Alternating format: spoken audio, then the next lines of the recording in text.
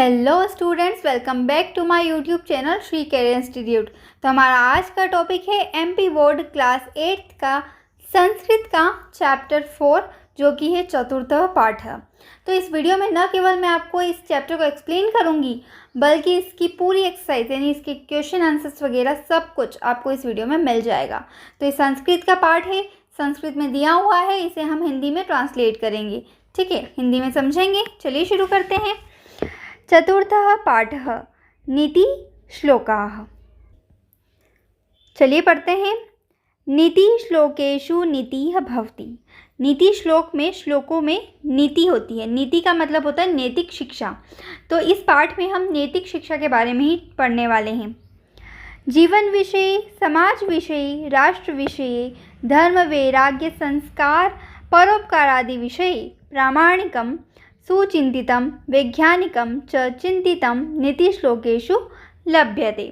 यानी कि जीवन में, विषय में, समाज में, राष्ट्र के विषय में, धर्म वैराग्य संस्कार और परोपकार आदि के विषय में प्रामाणिक अच्छा चिंतन और वैज्ञानिक चिंतन नीति श्लोक में पाया जाता है। संस्कृते नीतिम आश्रित्य श्लोक रचनायाः शतक रचनायाः च परंपरा अति प्राचीना विद्यते। यानी कि संस्कृत में नीति को आधार बनाकर श्लोक की रचना करने की और शतक यानी 100 श्लोकों का संग्रह है ना, उसकी रचना करने की परंपरा बहुत प्राचीन है।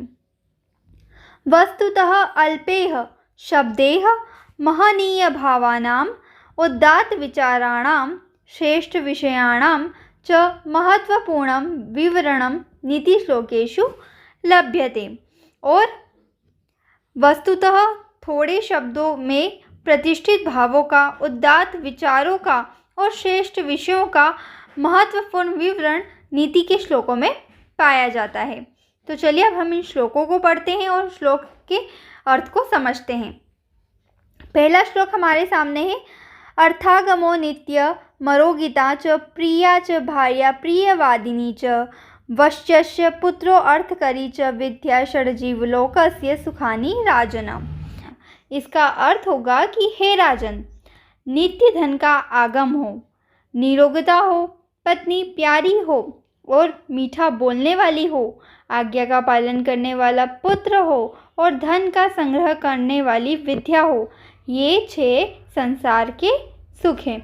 यानी कि इस श्लोक में सांसारिक सुख के बारे में बताया है कि अगर मनुष्य को सांसारिक सुख चाहिए तो क्या क्या वो 6 सांसारिक सुख होते हैं। तो क्या होते हैं कि एक तो रोज़ धन का आगमन हो यानी रोज़ धन मिले, निरोगता हो यानी कि कोई रोग ना हो, पत्नी प्यारी हो और मीठा बोलने वाली हो, पुत्र ऐसा हो जो हमारी हर बात माने, आज्ञाकारी हो, और धन का संग्रह करने के लिए विद्या हो यानी कि हमारे अंदर बुद्धि तो होनी चाहिए कि हम जिस धन को प्राप्त कर रहे हैं उस धन का संग्रह कर सके ताकि वो हमारे आगे भी काम में आए। तो ये 6 संस्कार होते हैं, ये 6 ऐसी बातें होती हैं ये 6 सुख होते हैं संसार के। चलिए अगला क्या है। अयुक्तम स्वामिनो युक्तम युक्तम नीचस्य दूषणम अमृतम राहवे मृत्युः विषम शंकर भूषणम। यानी कि जो समर्थ लोग होते हैं उनके लिए गलत भी सही हो जाता है और जो असमर्थ लोग होते हैं उनके लिए सही भी गलत हो जाता है। जैसे कि राहु को अमृत पीने से मौत मिली, यानी राहु ने अमृत पिया और उसकी मृत्यु हुई, लेकिन भगवान शंकर ने जो विष पिया तो वो शंकर के लिए भूषण हो गया और वो नीलकंठ भी कहलाए थे।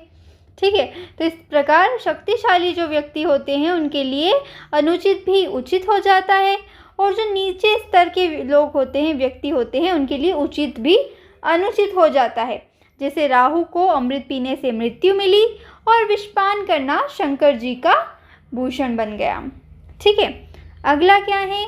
अमृतम चैव मृत्युश्च द्वयं देहे प्रतिष्ठितं मृत्युमापद्यते मोहात् सत्ये न पद्यते अमृतम। यानी कि इसका अर्थ है कि अमरता और मृत्यु दोनों ही हमारे शरीर में स्थित है। मोह में फंसने वाले को मृत्यु प्राप्त होती है और सच को जानने वाले को अमरता मिलती है। यानी कि हमारा जो शरीर है इसमें अमरता भी है और मृत्यु भी है।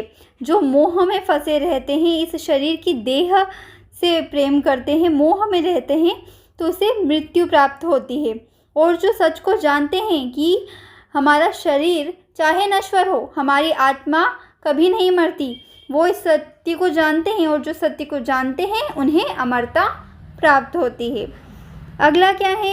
आपत्सु मित्रम जानीयात युद्धे शूरम धने शुचिम भार्याक्षीणेषु वित्तेषु व्यसनेषु च बांधवान। इसका अर्थ होगा मित्र को आपत्तियों में, शूरवीर को युद्ध में, पवित्रता को धन में, पत्नी को धन नष्ट हो जाने पर और भाई बंधुओं को संकट में पहचानना चाहिए। यानी कि जब आप मुसीबत में होंगे तब पता चलेगा कि भाई बंधु कैसे हैं। जैसे कि अगर आप मुश्किल में हैं तब अगर आपका मित्र आपकी सहायता करता है तो आपको पता चलेगा कि हाँ वो सच्चा मित्र है। और अगर मुश्किल में आपको छोड़कर चला जाता है तो वो आपका सच्चा मित्र नहीं है। शूरवीर की शूरवीरता कब पता चलेगी उसकी वीरता? जब वो युद्ध करेगा, तो युद्ध में उसकी वीरता का पता चलता है। पवित्रता धन में पता चलती है, जब आपके पास धन होता है तब आपकी पवित्रता का पता चलता है। पत्नी का धन नष्ट हो जाने पर पता चलता है कि वो पत्नी सचमुच में आपका हित चाहती है या नहीं चाहती।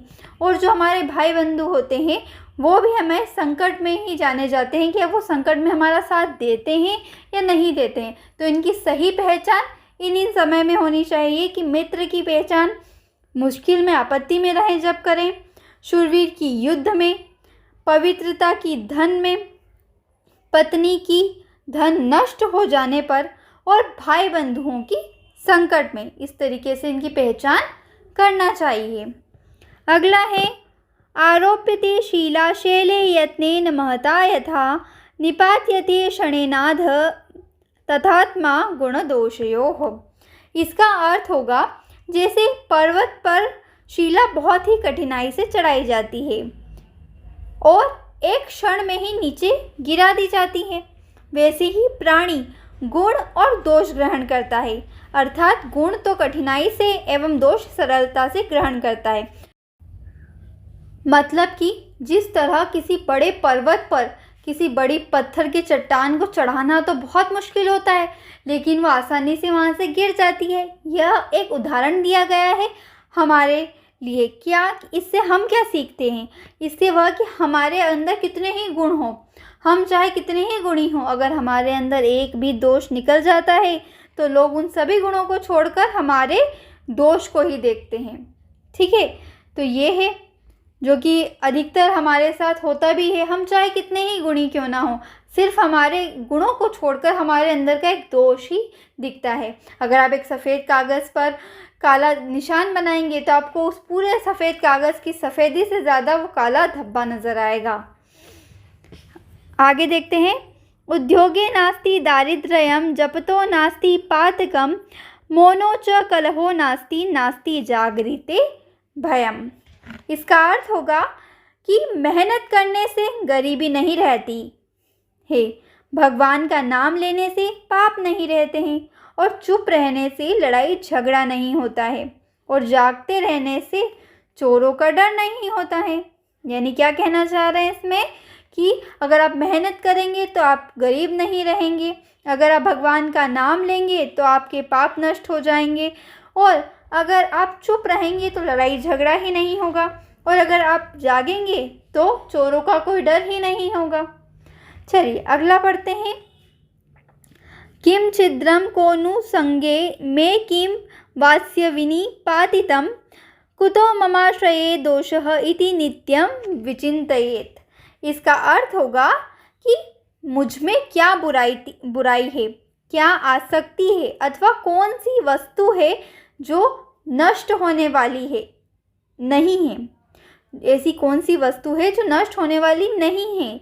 मुझ में बुराइयां कहाँ से आती हैं, इनके विषय में सदा सोचना चाहिए। यानी कि हमें अपने बारे में क्या क्या सोचना चाहिए। हमें ये सोचना चाहिए कि मेरे अंदर क्या बुराई है, मैं किस चीज़ के मोह में, आसक्ति होती है मोह, तो हम किस चीज़ की आसक्ति है, हमें मोह किस चीज़ का है, और कौन सी चीज़ ऐसी है जो कभी ख़त्म नहीं होगी, जैसे कि हमारी आत्मा, हमारा व्यक्तित्व, और ऐसी कौन सी बुराइयां हैं हमारे अंदर और वो बुराइयां आती कहाँ से हैं। तो इस बारे में हमें सोचना चाहिए कि हमारी बुराई क्या है, हम किस चीज़ में मोहित हैं, हमें किस चीज़ का मोह है जिसे हमें नहीं रखना चाहिए, वो आसक्ति जो हमें नहीं रखनी चाहिए, और ऐसी कौन सी चीज़ है जो कभी नष्ट नहीं होगी, और हमारे अंदर क्या बुराइयां हैं और वो कहाँ से आती है, इसके बारे में हमेशा सोचना चाहिए। अगला है गुणेषु क्रियतां यत्नः किमाटोपि प्रयोजनं विक्रियन्ते न घंटाभिर्गावः क्षीरविवर्जिताः। इसका अर्थ होगा गुणों के उपार्जन में प्रयास करना चाहिए, यानी कि हमारे गुण को बढ़ाने के लिए हमें मेहनत करनी चाहिए। बाहरी आडंबर हो, यानी कि बाहर से जो हम दिखावा करते हैं तो उसका क्या ही लाभ है, यानी उसका क्या फ़ायदा है, क्योंकि घंटे लटकाने से दूध न देने वाली गायें नहीं बिकती, यानी कि अगर गाय दूध देगी वही बिकेगी। अगर वो गाय दूध नहीं देगी तो आप चाहे उसके घंटे लटका दो या उसको सजा दो, वो नहीं बिकेगी। यानी इसमें ये कहना चाह रहे हैं, ये नैतिक शिक्षा है कि हमें हमारे दिखावे पर, हमारे रहन सहन पर ध्यान न देकर हमारे गुणों को बढ़ाना चाहिए, हमारी व्यक्तित्व को बढ़ाना चाहिए, ना कि किसी चीज़ का दिखावा करना चाहिए, ना पैसों का ना किसी और चीज़ का। हमें दिखावे से ज़्यादा अपने गुणों पर ध्यान देना चाहिए।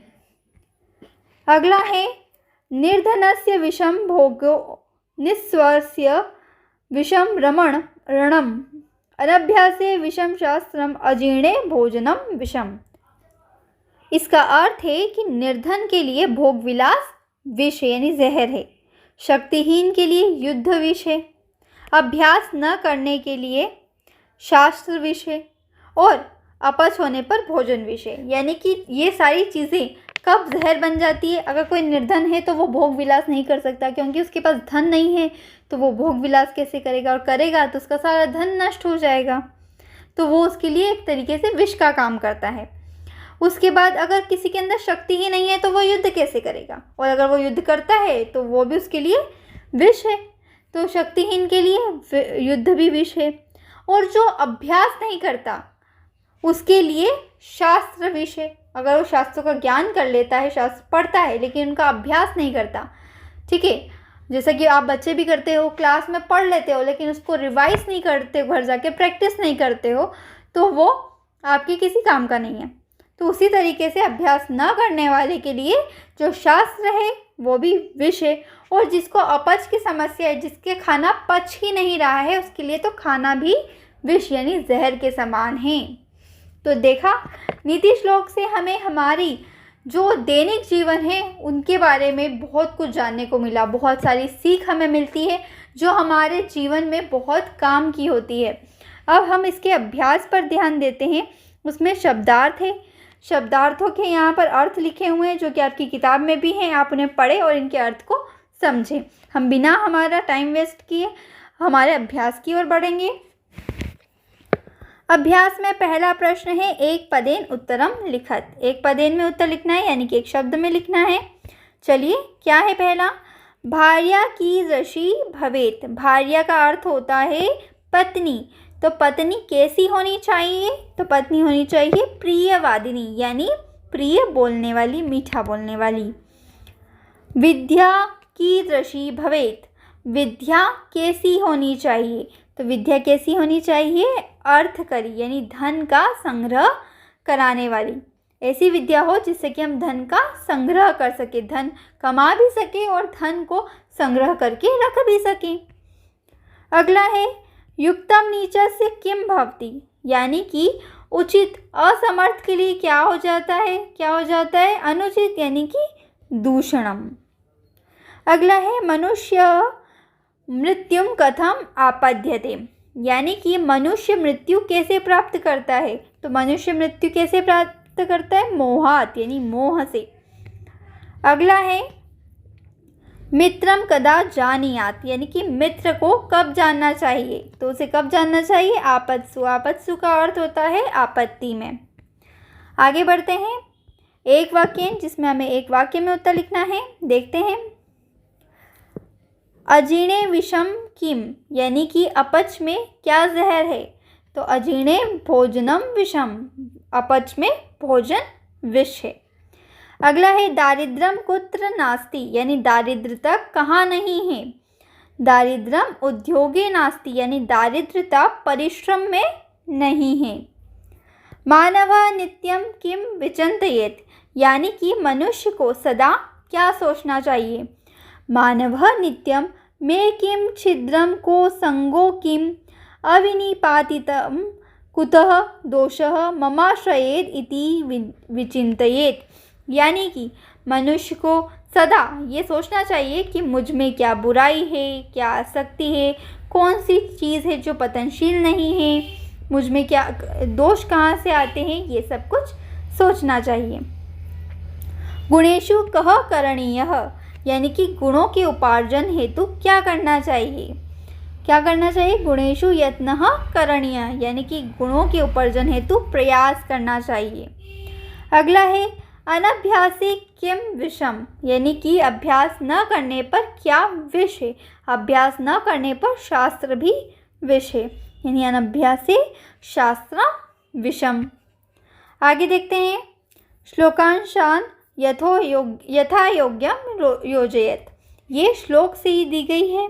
हमने अभी श्लोक पढ़े थे तो हम इस जोड़ी को भी मिलान करेंगे। पहला है मृत्यु मा पद्यते मोहात्, तो इसका होगा सत्ये न पद्यते अमृतम। गुणेषु क्रियतां यत्नः किमाटोपेह प्रयोजनम। अनभ्यासे विषम शास्त्रम अजीणे भोजनम विषम। अमृतम राहवे मृत्युः विषम शंकर भूषणम। उद्योगे नास्ति दारिद्र्यम जपतो नास्ति पातकम। तो यहाँ पर हमने जोड़ी भी कंप्लीट कर ली। आगे बढ़ते हैं। शुद्ध वाक्यानां समक्षम आम, अशुद्ध वाक्यानां समक्षम न इति लिखत। तो पहला क्या है। नित्यम अर्थागमः आरोगिता च इति द्वयम भवेत्, तो इसका हो जाएगा आम। अमृतम विषम च द्वयम देहे प्रतिष्ठितम, इसका हो जाएगा आम। उद्योगे दारिद्र्यम आस्ति, तो इसका हो जाएगा न। व्यसनेषु बांधवान जानीयात, हो जाएगा आम। फिर है सत्येन अमृतम आपद्यते, इसका भी हो जाएगा आम।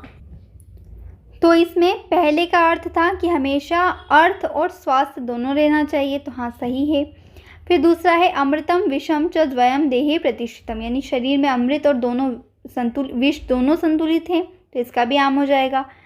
फिर है उद्योगे दारिद्र्यम आस्ति, यानी कि उद्योग करने से गरीबी आती है या गरीबी है तो नहीं।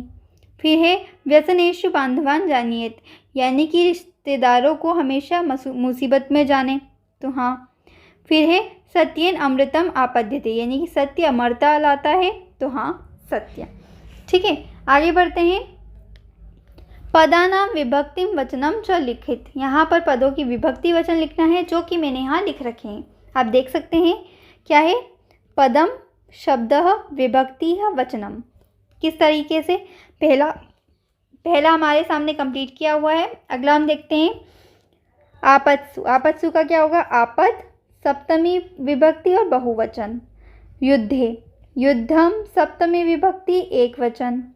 क्षीणेषु क्षीणम सप्तमी बहुवचन। धने धनम सप्तमी एक वचन। गुणदोषयोः गुणदोषः षष्ठी सप्तमी द्विवचनम। निर्धनस्य निर्धनः षष्ठी एकवचनम। मौने मौनम सप्तमी एकवचनम। व्यसनेषु व्यसनम सप्तमी बहुवचनम। बांधवान बांधव द्वितीया बहुवचनम। तो इस तरीके से हम ये जो टेबल है इसे फिल कर लेंगे। आप चाहें तो इसका स्क्रीनशॉट ले सकते हैं। मिलते हैं अगले वीडियो में, तब तक के लिए बने रहिए और चैनल को कर दीजिए सब्सक्राइब, क्योंकि यहाँ न केवल आपको संस्कृत के बल्कि बाकी सब्जेक्ट्स के भी वीडियोस मिल जाएंगे। Thanks for watching this video. Take care, bye bye.